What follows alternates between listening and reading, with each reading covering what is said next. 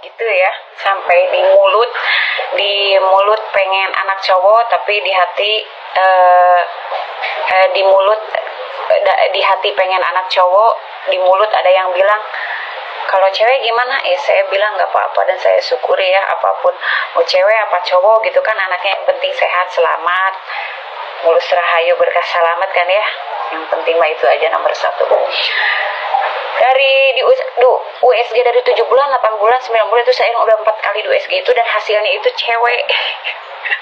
Udah ketahuan kan ya, saya cewek, tapi saya tetap optimis, gak apa-apa lah, bisa aja kan salah ya, bisa aja salah kan, seperti tetangga saya gitu kan, beli perabotan buat baby gitu, semuanya ping, tapi hasil USG-nya itu cewek, tapi pas lahirannya cowok. Saya juga mikirnya gitu, sampai perabotan saya juga biru ya. Mudah-mudahan saya hamil yang kedua itu cowok gitu anaknya. Setelah saya kontraksi selama itu ya, 2 minggu itu ya, saya terus kontraksi. Pas udah 2 minggu saya itu kontraksi terus, kata ibu bidan, Bu, kita USG terakhir ya, kita harus ke rumah sakit, jadi nggak di klinik ibu bidan itu ya. Saya itu niatnya itu mau USG terakhir ya, mau USG terakhir karena saya itu udah kelebihan mungkin ya, saya nggak tahu, udah 9 bulan 2 minggu itu saya belum melahirkan.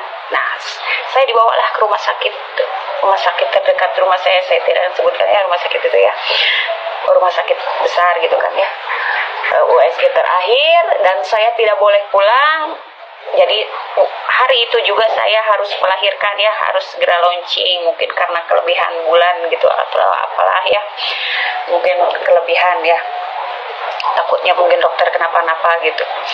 Di USG lah, USG terakhir, dan itu kata Pak Dokter, dan itu sama dokter cowok ya, di USG lah saya, Bu, ini harus dikeluarin sekarang, nggak boleh besok, nggak boleh kapan lagi, nggak boleh nunggu mules lagi, ini harus dikeluarkan hari ini juga.